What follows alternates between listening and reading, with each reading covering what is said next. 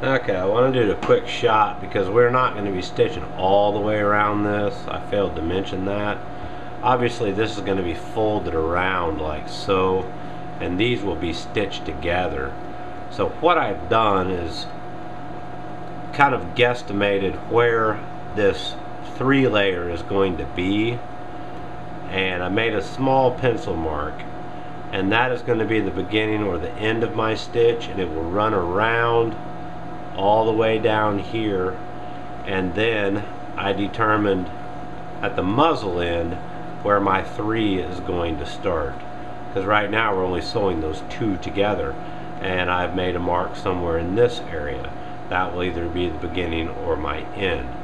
So we're only stitching from this point all the way around this way to this point. We will stitch these together at a later time. So I just wanted to make a little bit of note on that. So now I'm going to get set up, and hopefully we're really going to start doing this. Okay, well, we're finally ready to start stitching this thing up. I have a small bench vise, clamped down to my desk, and I have a couple blocks of wood sandwiching the leather in here.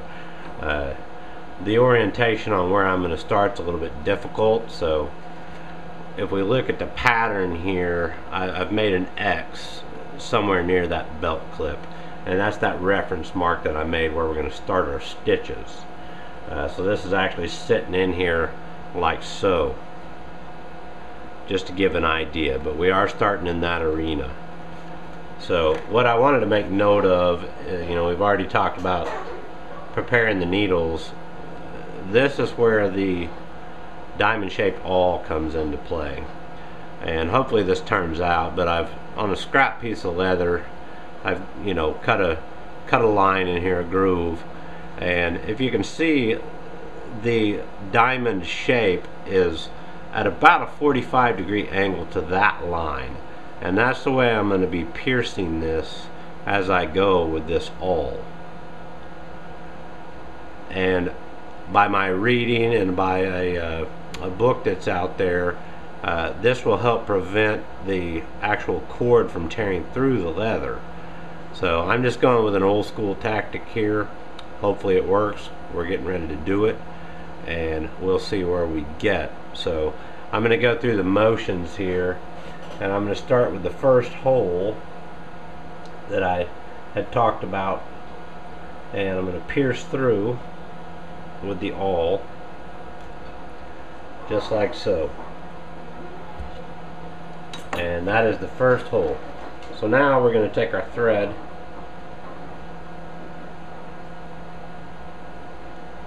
and we're going to bring it in from the left side, or we'll call it the back side, and I'm going to bring this one through,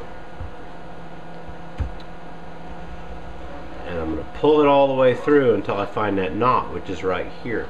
I'm going to pull that knot until I get it in the center. So now I have that locked in there. Okay. So now I'm going to pierce one more hole in front of that in the next stitch line at that same 45-degree angle, like so. And in the book, you're never supposed to put the awl down nor the needles. And if I had a regular awl in my hand, I may be able to do this. I tried this technique, but this thing is so big, the stitching awl, that I do have to lay it down. So anyway, you always want to feed your first thread from the back side. You're always going to feed this one in first. So I'm going to stick it through the hole, and as it comes through the hole, I'm going to make a cross right here and hold this needle, and I'm going to work that needle through, and as soon as I get it through a little bit, I'm just going to turn my fingers and put the needle that I first had in my hand back through here, and I'm just going to lightly pull that thread back to make sure I don't run through it. So now we have this needle going back through the other side. So I'm going to start taking up the slack and put the needles in between my two fingers like this, and once you get all the slack taken up, I'm going to loop across those two fingers, and I'm going to grab with the bottom two fingers, and I'm going to pull that thread tight. So now I have the first stitch in place. I'm going to do one more. I'm not putting my needles down, and I'm going to pierce the next hole. You know, I've seen a lot of folks that are actually you know, drilling all the holes or marking all the holes in one shot, which is fine. I'm just following the book. This is a really old school technique. So now I have my needles. I'm going to switch them down to my forefinger and thumb. Start with the back side again, make my T, work it through, rotate my T, push it right the other needle back through, pull in a little bit of thread to make sure I don't pierce it, and work this one through, and we'll draw this stitch up just like the last one. And again, I'm going back in between these two fingers, grabbing over, two fingers grabbing with the other ones, and pulling that stitch tight. And I'm going to continue this process all the way around to that stopping point that I'd already marked, which happens to be right here. It's going to take a long time to do this. This is the way we're going to do it. And by doing this technique and always rolling it exactly the same way, your stitch pattern is going to be good rolling around there. If you turn the other way, it would look a little bit jagged on one side. So this is what we're going to do. Okay, well, I've got my stitches all the way around except for the last hole where I marked it. So I'm going to go ahead and pierce this with an awl. And I'm going to do the same thing as we did. I'm going to come in from the back side, grab it through, and put it back through. Now if we were running this stitch all the way around to where we started, we could just stitch further into it by 3 threads. But since we're going to be stopping here and doing this stitch later, we're actually going to do a back stitch. So now that I have these in here, I'm going to take my awl and I'm going to go into the hole just before the one I just put the thread in, and I'm just going to work it through here without piercing that thread or cutting that thread, and I'm going to open that up. So we're going to do the same principle now, but we're working backwards through the stitch we just laid down. So this is the first one, and again I'm going through the hole with the other needle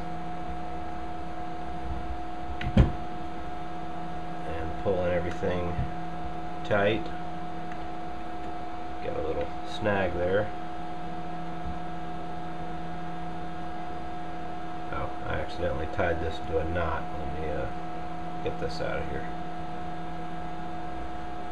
There we go. Okay, so there's one. I'm going to do the next hole back same way. I'm just going to work through here easily with the awl just to open that hole up a little bit. My vise, I had to move my vise up a little bit because I couldn't quite get the camera to where I was working, so it's kind of flopping around. So here's number 2, coming through, back the other way. Again, still kind of pulling the thread to make sure I don't pierce it. There's number 2. And then we're going for number 3 right now. Same principle, just working the awl through there nice and easy. Sorry about all the noise. Like I said, this vise is not clamped down. And this is the last one we're going to do. And get this through here.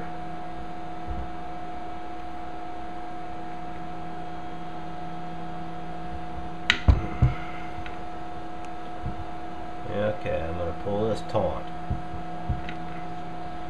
Alright, so we've got it back stitched now. There's no need to tie any knots or anything of that nature, so I'm just going to take a pair of scissors. I have to kind of turn things around, but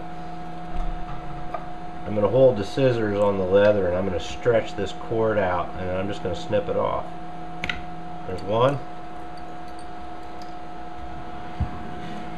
Turn it around, holding the scissors, pulling tight, and there's two. And that's it. So now we can take this out of here and get this vise out of the way.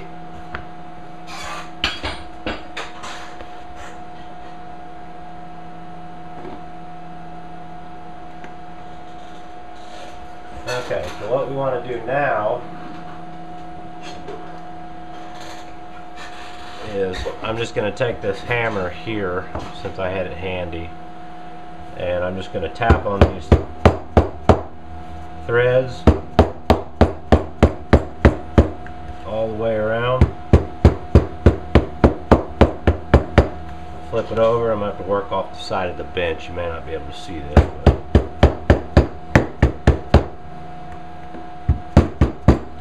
sorry about the noise.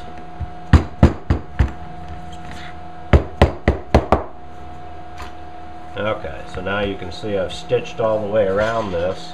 So the next thing I'm going to do is just take my overstitcher, and I'm just going to run back over these threads. Just work it back and forth very carefully, and that's just going to help further define them and make them look a little bit more uniform if you have any discrepancies. Just working this around here. Now this is in the book by Al. It starts with an S. Unfortunately I don't know his name off the top of my head. But these are the techniques that I've seen in there. So there we have it.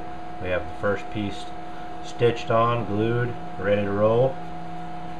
And now when this gets brought around here, things are starting to really stiffen up. The thumb press seems like it's going to work as intended. It's going to have a pretty nice line going around it. For making it up, I think it's looking pretty good.